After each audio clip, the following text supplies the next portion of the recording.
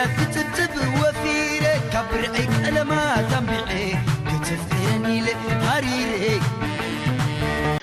سلام تخطاتلت نايس channel كمي كنخم كمي تخونو سنة كتكونو نايوتر من نيوتيو لومن ريارستي أزيا قداسيت بتدقاقا مدما تقات ميا بهيوت نسها دما نعيون بزعو قزيا بزعو فزمات أنحطيو دكونستيو حدا ودي تالمس حدا ودي تلالينا صبوغ زخونة تفاليتنا بزعو قزيا دما نفقر يحاتني بحدا خنكيد بحدا خندكس يحاتني يلمن النوم بزعو نيرو أموداتا حراي ليو بحدا خوينا ركب مسقبرنا بهاجير شتا ماي كوينو اقرونا حتى رخيدو تليفونا يملسلينيو تكستا يملسلينيو زبل بتدقاقامي أب حبرة سبنات رادي كونس ولا أبز معراباوي حبرة سب بتدقاقامي زرئي بحريو سلزي حدا ودي وي مس حدا ودي كمزا عينت نقر انتا قاتي مكي سلمنتاي كمو كون كيلو سلمنتاي دحر تركب اقروك حتى كيلو كنرينا نخل سب تأكين كاب حدا كمزيو وي كمزيو ما ودات كاب مبال نقرات فلالي خامر اي نخلنا حقازك خون سلزغل إذا فيديو زيا كساب مودات تخطاتلوا نتو مودات يخون نتناول بفلاي بزعو كتم مهارالات خلايا نابلكو كابتانا بتتحستو كابتيه ستا أرسنا reasons he didn't call you after you slept with him يتبل سلازي زي ما لسالكي دحر تركب بسنك الزك خوني خيليو قطر حادي he only eyed for one night so اتودي من البات بزح تعمق على صبو قارئة كايدا أخبروت كتسمعيه تدلي كاب أفكاريخي كاب فتاويخي كاب سبعيك كون زخل سب كتسمعيه تدلك على كله كوسن تكباراتون كريز خلن مزخون بغتا لبخي مستودي ويكا مستسب زخون يكون حسابات ننوع زتأمت حساباتن حلمتاتن كتسلاسل تجمريا أبزياغن تنكاغي يدليايو so اتكأند تأقام زخون أبزي ناي تسبيتات فلليو اتودي انتايو تسبيتاتو كاباغي نسغغي انتايو تسبيتاتو كاباغي كابو اتكأند تأقام دما ازي تسبيتات ازي كي تزربي نفسه كاسب عوشت عغيروهم كمزي يخوني بمبال بقمت مزخيل اتزعبي حزنن disappointment كاوي زمت يبلنا مالتيو so كل تعمق علات صبوق قبري هياب ناب صبوق بوتاتات موساد أخبروت زقبر ودي مساخن حوارو كنبر ويكا نايمر عناي هيوتن مدب زلو مالت أيكونن نمالتيو زيد ما نتودي حتى يتنيا ويكا تنقلنيا يقبروني من هالبات أخبيرك حزلو جن مدب كهيلو خلي مساخي لذي نسوم مدبو يفلت خون نساقن مدب كناي كلتي يخ مدب كفل عليه يغيلي خون so أجد أسبزيا في الله حورة سمناخ تفلت يا زلكي ودي كله تك السمعيات دلي نجارات even كحسوني خلي ماشي ناي بحق ناي حدار تراي زقد سكوت خوينو نقص على نزل لو هو تراي تحلم مخان كنت فليتو نتعلمون خارم كحسو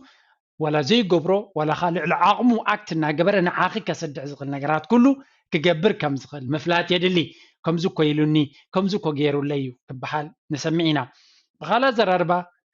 نودو كل فتش كخطفلت يخي تخيلي خنبلي لنا راينتايو جزيه هيبكا نجارات تاريخ يوم حق نحسوتن كفلا لي يخلي يخونو امبر ابجل جليوس كبيت كم زخون ون يرداكا سلازي مجمريا نا علامه فللي كله غلي نسو بسخن غد كستر علامه خون غلي نسخن قطالنا سلازي لك مساخم زكسه علامه هريم له صنهلنا ون بسفيو كنريينا قطر غلته he's a player of course اتم ازيوم كي لا تتودات تم مسقال بقليلو كسمعيت دلين تبهجيو نغراتن كاب تمكرو زفلتو ساتم تايم بلاير شم زغون ويكا نعاخي مسرخبي نافكال هداني مالتيو زهدن نحنتي هدن رخيبو علامو مسحرمي نافتا نيكست even نعاخن هدنو خلوون نخالوت مهدان وناي قارصوني سلازي ازون بحرك خون كم زغل مجمات يدلي عبب السرات ني تخطاتلتي نايز channel مچم ابتي قلاوي تحستوتات ويكا كورسات ناتي بزحات تمحيكم ممكن تمحارتو دليون كم زلو خيفلتي امبار بمغنيات نجمار نايز عامت بزح كورسات ناتنا نحاتير وان ديسكاونت جيرنا لنا كيتكم ات كورسات كا ويب سايت وسيتكم action وسدوا. Thank you very much. For some men, pursuing different women becomes habitual. They chase, score, and repeat. ስለዚህ ገለገለ ደቂ ተባዕትዮ ደቂ ኣንስትዮ ምህዳን ንአን ሃዲንካ እእሚንካ ምስ ደቀስካ ምሰል ናብታ ኔክስት ምኻድ ከምዚ ልምዲ ናቶም ከምኡ እዩ so እዚ እውን ከም ዘሎ ምፍላጥ የድሊ they go from girl to girl without any strings attached so ኩሉ ግዜ ድማ ካብ ጓል ናብ ጓል ምዝላል ምሳ ድማ ዝኾነ ፕላን የብሎምን እዚ እውን ምፍላጥ የድሊ They may say the right things to get you whenever they want, but there is very little follow-up through. So, كل جزء التخصم عيان التي نسخي قبل ودك خان الكذا ده النجارات كله كبلوخي خوليهم تما كرس لزلو أديك نسيان ما تمساسل الناس لزلكن لكن تبعتي ونكمو سلزي أسمعهم نتيجة سمعيات ده اللي كله أسمعهم العموم سهرمو كتسألنا تبلون مدبهم كسبتها عرات مبصح يانيرا So some may even have girlfriends. قالوا دما كم تزقبر هادنتي أفكارتون كلهم خلين ولا سبحدارون خون خليو. راي إذا نجار زجن مسؤوم زقلت سلسلة كم زبهر لهم سلزي مساي زي كسالة تبل من الوقت أبحذر زول سبون خون سلزي كهل سلزي أستوعي لك جزيهبك مميخا مخاد عقداسيو بزحات players على بزعلم صوتهم كأزيوم برتعاتيوم تمكروا لهم ስለዚህ ኣብዚ እውን ጥንቃቄ ከድሊ ማለት እዩ ሳልሳይ the reality clashes with fantasy just serious ናኾና ንመጻልና ምናልባት እቲ ካባኺ ዝሓልሞን ዝምነዮን ዝነበረ ሓደ ምስ ተራኸብኩም ካብቲ ፋንታዝናቱ ካብታ ባምሮ ዝነበረ ዝተፈልየ ትሕቲ ትፅቢታቱ ክኾነ ስለ ዝኽእል እውን ክሃድም ከም ዝኽእል ወዲ ምፍላጥ የድሊ ስለዚ ክሳብ ፆታዊ ርክብ ዝበፅሕ ብዙሕ ፋንታዚ ክህልዎ ይኽእል እዩ ኣብዚ ክንሪኦ ዘለና እውን ብጣዕሚ ኣገዳስነት ብሎ መብዛሕቲ ግዜ ኣወዳት ይኹኑ ዋላ ደቂ ኣንስትዮ እውን ብዛዕባ ፆታዊ ርክብ ፋንታዚ ወይ ከዓ ትሕልምታት ናትና ካብ ፊልምታት እዩ ዝመፅእ ሶ ኣብ ፊልምታት ክትሪኦ ከለካ ብጣዕሚ ፓሽን ዘለዎ ብዙሕ ታሽሙ ዘሎ ሮማንቲክ ገለመለ ገይሮም እዮም ዝፈጥርዎን ሓንጎልካ ንምስራዕ ኣብቲ ፊልም ማለት እዩ ነዚ ሒዙ ሰብ መፅኡ ሕጂ ኣብ ሪያሊቲ ከም ይደሊ ካብዚ ብዝገደደ ድማ ብፍላይ ኣብ ደቂ ተባዕትዮ ኣብ ምዕቡል ዓለም ዝነብሩ ዘለው ንኣሽቱ ይኹኑ ዓበይቲ ብዙሕ ግዜ ናይ ፊልምታት ናይ ፆታዊ ርክብ ፊልምታት ፖርኖግራፊ እውን ካልእ እውን ዝርዩ እንድሕር ኮይኖም መብዛሕትኡ ግዜ እንታይ እዮም ዝፈልጡ እታ ጓል ኣንስተይቲ ፅቡቅ ክዳን ተኸዲና ብጣዕሚ ፐርፌክት ዝኾነ ሜክኣፕን ገለን ገይራ ነቲ ወዲ ተራስኖ ናብ ፆታዊ ርክብ ትዕድሞ ክሳብ ዝዓግብ ድማ ድሌታቱ ትገብረሉ እዚ ስእሊ እዚ ሒዙ ክመፅእ ከሎ እንታይ ዝመስሎ ጓል ኣንስተይቲ ንወዲ ክሳብ ዝዓግቦ ተገልግሎ እምበር ንሳውን ኣብ ፆታዊ ርክብ ድሌታት ዘለዋ ትፅቢታት ዘለዋ ምዃኑ ከይፈልጦ ይኽእል እዩ ስለዚ ከምቲ ኣብ ሓንጎሉ ዝነበረ ስእሊ ንሱ ዝቆረፆ ጌጋ ስእልታት እዩ እዚ ካብቲ ሪያሊቲ ካብቲ ኩንነት ምስ ተፈልየ ድሕሪ ሕጂ ኣብዚ ክምለስ ኣይደልን እየ ኢሉ ብኡ እውን ዝጠፍኡ ኣወዳት ከም ዘለዉ ምፍላጥ የድሊ ስለዚ ብዙሕ ምክንያታት እዩ ዘሎ ንሓንቲ ነገር ሒዝካ ኣወዳት ከምዚኦም ዘይምባል ኣስተውዒልካ ምርኣይ የድሊ እዚ ድማ ዲስካሽን የድልዮ ድሕሪ ትርክብ ከመይ ነይሩ ትፅቢታትካ እውን ኣቐዲምካ ምዝርራብ መደባትካ ምግልላፅ እዚ ብግልፂ ክትዘራረበሉ ቀስ ኢልካ ምጅማር ሓጋዚ ይኸውን so the internet is full of everything ኣብ ኢንተርነት ዘየለ የለን ብፍላይ ድማ ደቂ ተባዕትዮ ብዙሕ ነገራት ከምኡ እውን ኣብቲ ፆታዊ ርክብ ዝሓትዎን ዝደልይዎን እውን ብዙሕ ነገር ክኸውን ይኽእል እዩ እታ ጓል ኣንስተይቲ ድማ እዚ ኣይደልን እዚ ይከውን እዩ ምስ በለት መህደሙ እውን ክኾኖም ይኽእል እዩ ስለዚ ኩሉ ኣገናዚብካ ምርኣይ ኣገዳሲ ይኸውን ማለት እዩ let's go ብጣዕሚ ዘገርም ነጥብታት እዩ ዘለዎ እዚ ካብ ሓንቲ ክኢላ ጓል ዝተቐረበ ድማ ስለ ዝኾነ ብዙሕ ተመክሮ ሼር ክንገብር ንኽእል ኢና number 4 it felt too easy for him of course ብዙሕ ግዜ ኣብ ናይ ሓበሻ ዓለም እንተተመሊስና ወዲ ናይ ሃዳኒ ባህሪ እዩ ዘለዎ ነታ ጓል ብዝተፈላለየ መንገዲ ድርዩ ተላልዩ ሃዲኑ ፅዒሩ ድሕሪ ነዊሕ ክረኽባ ምዝኽእል እዚ ዓይነት ስእሊ እዩ ዘሎ ብዛዕባ ጓል ማለት እዩ ግን ኣብ 21 ክፍለ ዘመን ጓል ምስ ወዲ እውን ብዙሕ ዘመሳስል ኣለዎ ከማኻ ምህርትያ ከማኻ ስራሕ ኣለዋ ከማኻ ቁጠባ ኣለዋ ኣብ ኩሉ ዓለም ድማ ምስ ዘሎ ነገራት ድማ ፊልምታት ከማኻ ትርያ ስለዚ ድሌታታት ትፈልጥ ጓል ኣዋልድ እውን ብዙሓት እየን ኣብዚ ምዕቡል ዓለም ብፍላይ ስለዚ ምናልባት ምሳኻ ምስ ተራኸባ ድሕሪ ዓመት ወይ ድሕሪ 6 ወርሒ ዘይኮነስ ድሕሪ 2 ሰሙን ምሳኻ ርክብ ክገብራ ክመርፃ ይኽእላ ኮና ምክንያቱ ድሌታት እውን ስለ ዘለዎን ተፈጥሯዊ ድሌታት እውን ስለ ዘሎ ስለዚ ከም ገለ ኢላ እታ ጓል ኣብ ሓፂር እዋን ተላልዮም ኣብ ኮንሰርት ድዮም ኣብ ገለ ተላልዮም ብሓደ ፆታዊ ርክብ ዝገበሩ ገለገለ ኣወዳት ብቐሊሉ ስለተረኽበት እዛ ጓል ዋጋ የብላን ክብሪ የብላን ብምባል ካብኣ ክሃድሙ ይፍትኑ እዚ ሕጂ እቲ ሰረት ኣመፃፅኣ ወይ ከዓ ባህላዊ ሰረት ናይቲ ፆታዊ ርክብ ዝነበረ ብቐሊሉ ስለ ዘይርከብ ብቐሊሉ ጓል ስለ ዘይትረክብ ብቐሊሉ ኣነ እንተረኺበያ ካልኡ ብቐሊሉ ክረኽባ ይኽእል እዩ ብምባል ናብ ጌጋ መደምደምታ ክበፅሕ ይኽእል እዩ ጌጋ እውን ዘይኮነ ቅንዕ እውን ክኸውን ይኽእል እዩ ኣብ ሓደ ክለብ ተረኺብካ ሰኺራ ወይ ከዓ ተሳታቲኻ ቡክ ጌርካ ኣብ ፆታዊ ርክብ ተኸይድካ እቲ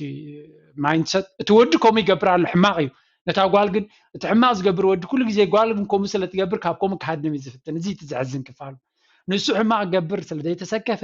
ነተን ኣዋልድ ግን ብብርቱዕ ዓንኬል ክሕልፈን ይፍትን እዚ ከዓ ዳብል ስታንዳርድ ይብልዎ ማለት እዩ So, but ብዙሓት ልቦና ዘለዎም ከምኡውን ኣኽብሮት ዘለዎም ኩሉ ነገር ንጓል በቲ ሓደ ግዜ ዝገበረቶ ክፈርድዋ ኣይግባእን ስለዚ ንስኻ ኣብቲ ቦታ ተረኺብካ ተተጋጊኻ ንስኻ እውን ከማኻ ክትጋጊ ከም ትኽእል ምፍላጥን ምኽባርን የድሊ ስለዚ ንስኻ ኣነ ወዲ ስለ ዝኾንኩ ዝኾነ ክገብር ክኢለ ጓል ግን ከምኡ ክትከውን የብላን ዝብል ኣረኣእያ ኣይ ቲንክ እዚኣ ካብቲ ምዕሩያ ተሓሳስባ ውፅእ ዝበለት እያ እዚ ግን ምስ ተራኸብካ ቀጥታ ናብኡ ክትከይድ ኣለካ ማለት እውን ኣይኮነን እዚ ኣብ ፆታዊ ርክብ ክልተ ወድን ጓልን ማዕረ ኣይኮነን ሪስክ ዘለዎ ጓል ወድን ጓል ምስ ተራኸቡ ጓል ክትጠንስ ትኽእል እያ ብዙሕ ፀገማት ከጋጥማ ይኽእል እዩ ንሂወታ ብመሰረቱ ክቕይሮ ዝኽእል ንወዲ ግን ቀሊል ነገር ክኸውን ይኽእል እዩ ኦፍኮርስ እቲ ውላድ ናይቲ ወዲ እንዲ ግን ብዙሕ ኮምፕሌክሲቲ ኣለዎ ኣብቲ ሓቂ ግን ጓል ኣንስተይቲ ኣመና ክትጥንቀቕ ኣዝያ ካብ ወዲ ንላዕሊ ክትጥንቀቕ ፅቡቅ ኮይኑ ይስምዓኒ ብፍላይ ኣብ ከምዚ ምክንያቱ እቲ ሪስክ ኣብኣ ስለ ዝዘብል ብዙሕ ግዜ Number 5 he's not attached but he worry you're attached so مستراخه بمساخي ካብቲ ምሳኺ ቅድሚ ርክብ ተፋለጡ ነይርኩም ኣብቲ ፆታዊ ርክብ ምስ በፅሐ ግን እቲ ናትኪ ኢንቴንሽንስ ወይ ከዓ ሓሳባት ክሪኦ ከሎ ናይ ሓዳርን ናይ ነዊሕን ዝጠመተ ምልክት ንሱ ግን ከምኡ ዘይብሉ ከምኡ ዓይነት ብከምኡ ዓይነት ዘይርየኩም ምዃኑ እንተፈሊጡ ክሃድም ክውስን ይኽእል እዩ ምክንያቱ እታ ንሱ ምሳኺ ርክብ ጥራይ ክገብር ዝኽእል ኪኑ ዝጠመተ መደብ ከም ዘይብሉ ዝፈልጥ ተኮይኑ ኣብቲ ከም ቁፅሪ ሓደ ድሕሪኡ እቲ ናትኪ መደባት ግን ነዊሕ ዝጠመተ ኮይኑ ተረኺብዎ ክሃድም ይኽእል እዩ so when it comes to sex many guys are worried that girls get very quickly attached so they may freak out about what they will want from them after sex so ርክብ ምስ ገበሩ ጓል ኣንስተይቲ ብዙሕ ግዜ በቲ ርክብ ጥራይ ኦኬ ዓጊበ ኢላ ክትውዳእ ኣይትኽእልኒ እያ ብዙሕ ግዜ ኪኑ ዝጠመተ መደባት ትደልያ ብዙሓት ደቂ ተባዕትዮ ድማ ነዚ መደባት ምሳቅ ክኸድዎ ዘይደልዩ ተኮይኖም ክህብዎ ዝኽእሉ ወይ ክብልዎ ዝኽእሉ ስለ ዝጠፍኦም ክሃድሙ ይመርፁ ማለት እዩ they don't feel emotionally connected to you on a deeper level and they're nervous about your feelings or expectation toward them ስለዚ ድሕሪ ትርክብ እቲ ዝነበረኪ ኣረዳድኣ መደባት ትፅቢታት ምስ ረኣዩ እንታይ ከም ዝገብሩ ስለ ዝጠፍኦም ገሊኦም ኢቭን ደቂስካ ከለኸ ክሃድሙ ዝመርፁ ክህልው ክእሉ እዮም እቶም ካልኦት ከዓ ቡጌሮም ምስ ወፁ ይጠፉ ስለምንታይ ዘይድውሉ ምክንያቱ ደው ኢሎም እንታይ ከም ዝብሉ ስለ ዘይፈልጡ እቲ ምጥፋእ ንባዕሉ መልሲ እዩ ኢሎም ስለ ዝኣምኑ ካብ ምሳኺ ይህምሂን ኢልካ ምዝራብ ብምጥፋእ ክምልሱ ዝፍትኑ እውን ኣለዉ ማለት እዩ they worry you will end up wanting more ስለዚ ድሕሪ ትርክብ ብዙሕ ክደልይ ይኽእል ብዙሕ ድፅቢታት ዘለኩ ኮይኑ ክስምዖም ይኽእል እዩ ንሳቶም ግን እታ ርክብ ጥራይ ካባኸ ዝደልዩ እንድሕር ኮይኖም ኪኑ ዝህብዎን ዝገብርዎን እንተዘይብሎም ክርሕቁ ይፍትኑ ገሊኦም ግን ኢንፋክት እናሓሰቡ ንነዊሕ ግዜ መደብ ዘይብሎም ክነሶም መሳኺ ነቲ ርክብ ንክረኽቡ ንነዊሕ ግዜ the same cycle ክደጋግሙ ይፍትኑ እቶም ረኺቦም ዝሃድሙ ይሕሹ ከማን ካብቶም ተደጋጋሚ እናገበሩ ግን መደብ ዘይብሎም ነታ ጓል ግዜኣ መደባ እናፈለጡ ከለዉ ዘባኽኑላ እዚ እውን ገበን ኮይኑ ወይ ሕማቕ ኮይኑ ይስማዓኒ ምክንያቱ መደባ እንድሕሪ ፈሊጥካ ምስቲ መደባኻ ዘይትኸይድ ኮይንካ ድሕሪ ዝተወሰነ ግዜ ምእላይ እውን ሓደ ፅቡቅ ነገር እዩ ዋላ ነታ ጓል ዝጎድእ እንተኾነ ዝብል ርዲት ኣለና ማለት እዩ so እዚ እውን በዚ እውን ምርኣዩ ከድሊ ነታ ጓል ማለት እዩ ቁፅሪ 6 he doesn't want a relationship መቐፀልታ ናይ እዚኣ ብንፁር ርክብ ዝበሃል ዘይደልም ዝኸውን ምሳኺ ፍቕሪ ይኹን ሓዳር ክምስርት ፆታዊ ርክብ ደሊ ኸውን ካልእ ግን ዝሓለፈ መደብ እንተዘይብሉ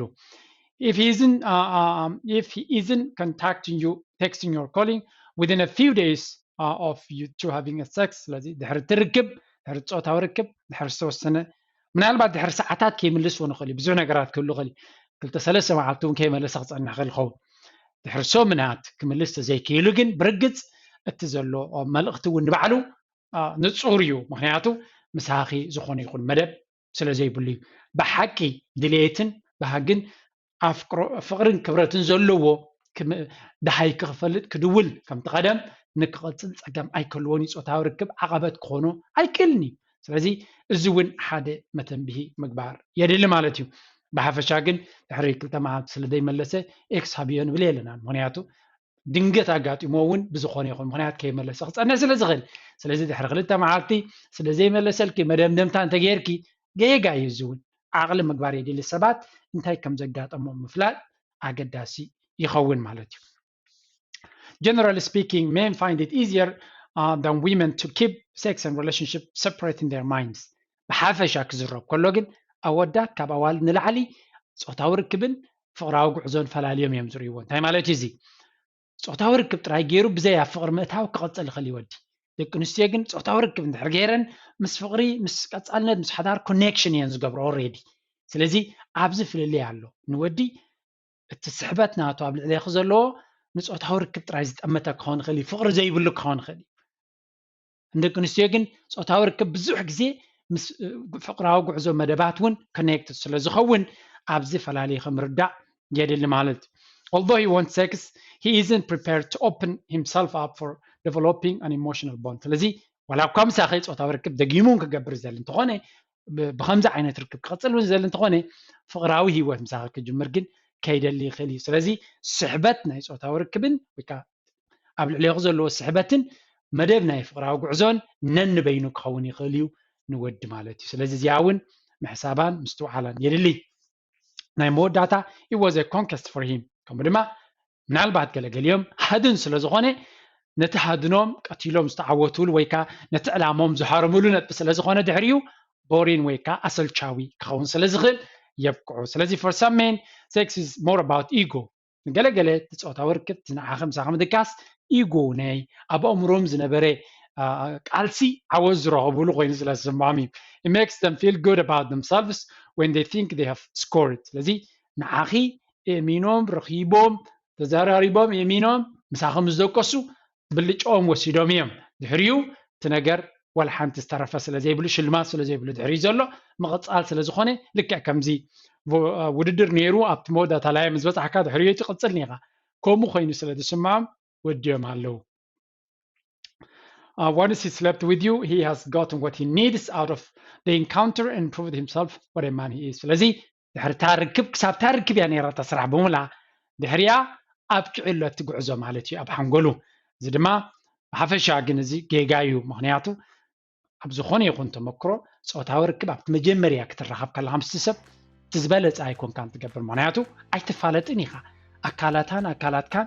ኣይተፋለጠን ኣሎ ስለዚ ንሰብ ምስ ፈለጥካዮ እዩ ዝያዳ ትዝበለፀ ፆታዊ ርክብ ክኸውን ዝኽእል ግን ንገሊኦም ግን እታ ናይ መጀመርያ ዋላ ከይተፋለጥካ ንሳያ ነይራታ ብልጫ ንዓ ምስ ረኸቡ ከዝልቑ ወይ ከዓ ናብ ካልእ ክሃድኑ ክቕፅሉ ይመርፁ ስለዚ እዚ ነጥብታት እዚ ኣስተውዒልክ ንኽትርእዮ ብፍላይ ንደቂ ኣንስትዮ ክሕግዝ ትኽእል እያ እዛ ቪድዮ ንደቂ ተባዕትዮ እውን ኣስተውዒልና ነፍስናን ከባቢናን ንኽፍትሽ ክትሕግዘና ትኽእል እያ ስለዚ እንተፈቲኹማ ላይክ ኣብዋ ናትክን ርእቶ ናይ ሰባት ርእቶ ክሰምዕ ኣብዚ ደስ ይብለኒ ከምወቱ ሓሳባትኩም መተባብዒ ቃላትኩም ድማ ኣብ ኮሜንት ሴክሽን ክፅበየና በልኩ እዛ ርእሲ እዛ ኣብዚ ክንውዲና ንኻልኦት ክጠቅም እያ እንተኢልኩም ሼር በልዋ ኣብ ካልእ ርእሲ ክሳብ መራኸብ ድሓን ኩን ንብለኩም ፅቡቑ ቻው